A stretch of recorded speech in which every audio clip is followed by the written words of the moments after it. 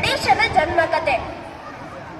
ದೃಶ್ಯ 1. ಪಾರ್ವತಿಯ ಮಂದಿರ. ಮಂದಿರದೊಳಗೆ ಪಾರ್ವತಿ ಸ್ನಾನಕ್ಕೆ ಸಿದ್ಧವಾಗುತ್ತಾಳೆ. ಇಂದು ನಾನು ಮಂಗಲ ಸ್ನಾನ ಮಾಡಬೇಕು. ಆದರೆ ಯಾರು ಒಳಗೆ ಬಂದರೂ ತೊಂದರೆ. ಹೌದು, ನನಗೆ ಒಬ್ಬ ಕಾವಲುಗಾರ ಬೇಕು. ಕಾವಲಿಗಾಗಿ ನನ್ನದೇ ಮಗನನ್ನು ಸೃಷ್ಟಿಸುತ್ತೇನೆ. ಅವಳು ಅರಿಶಿಣದ ಮೂರ್ತಿಯನ್ನು ರೂಪಿಸುತ್ತಾಳೆ.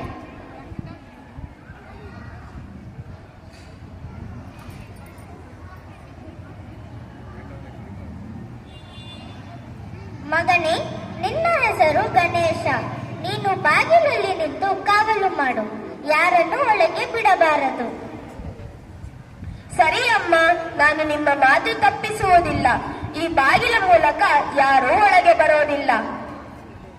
ದೃಶ್ಯ 2. ಶಿವನ ಆಗಮನ. ಹೊರಗಿನಿಂದ ಶಿವನು ನಂದಿಯೊಂದಿಗೆ ಬರುತ್ತಾನೆ. ನಂದಿ, ನಾನು ಪಾರ್ವತಿಯನ್ನು ನೋಡಬೇಕಾಗಿದೆ. ಅವಳು ಎಲ್ಲಿದ್ದಾಳೆ?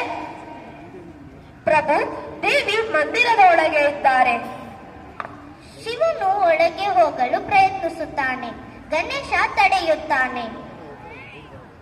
ನಿಲ್ಲಿ, ನೀವು ಒಳಗೆ ಹೋಗಲು ಸಾಧ್ಯವಿಲ್ಲ.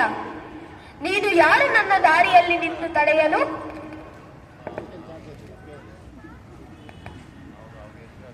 ನಾನು ಪಾರ್ವತಿ ತಾಯಿಯ ಮಗ, ಈ ಬಾಗಿಲಿನ ಕಾವಲುಗಾರ. ಅಮ್ಮ ನನಗೆ ಆದೇಶ ಕೊಟ್ಟಿದ್ದಾರೆ, ಯಾರನ್ನೂ ಒಳಗೆ ಬಿಡಬಾರದೆಂದು. ದೃಶ್ಯ 3. ವಾಗ್ವಾದ. ಅದು ಹೇಗೆ ಸಾಧ್ಯ? ನಾನು ಈ ಮನೆಯ ಸ್ವಾಮಿ, ಅವಳ ಪತಿ.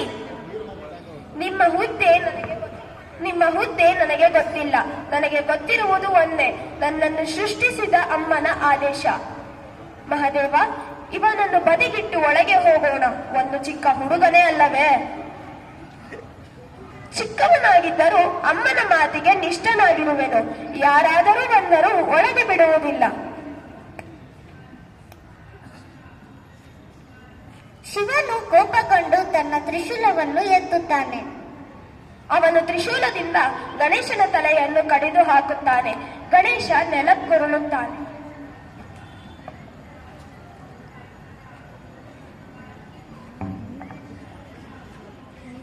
ಪಾರ್ವತಿ ಹೊರಗೆ ಓಡಿ ಬರುತ್ತಾಳೆ.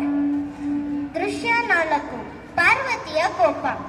ಓ ಶಿವ, ನೀನು ಏನು ಮಾಡಿದೆ? ನನ್ನ ಮಗನನ್ನು ಕೊಂದೆಯ? ಅವನು ನನ್ನ ದಾರಿಯಲ್ಲಿ ನಿಂತು ನನ್ನನ್ನೇ ತಡೆದನು.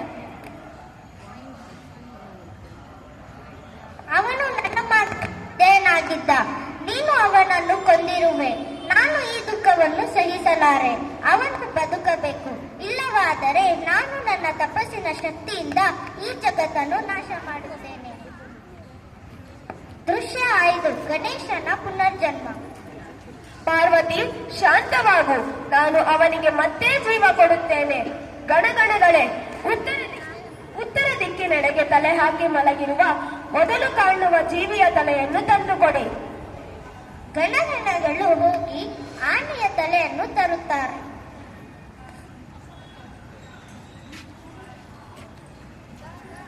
ಈ ಆನೆಯ ತಲೆಯನ್ನು ಅವನ ದೇಹಕ್ಕೆ ಜೋಡಿಸಿ. ಅವರು ತಲೆಯನ್ನು ಜೋಡಿಸುತ್ತಾರೆ. ಗಣೇಶ ಪುನಃ ಜೀವ ಪಡೆಯುತ್ತಾನೆ.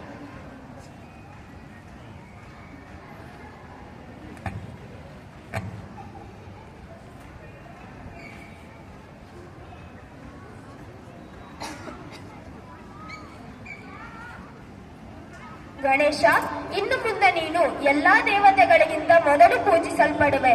ನಿನ್ನನ್ನು ವಿಘ್ನ ವಿನಾಶಕ ಎಂದು ಕರೆಯಲಾಗುತ್ತದೆ. ಧನ್ಯವಾದಗಳು ಅಪ್ಪ, ಧನ್ಯವಾದಗಳು ಅಮ್ಮ.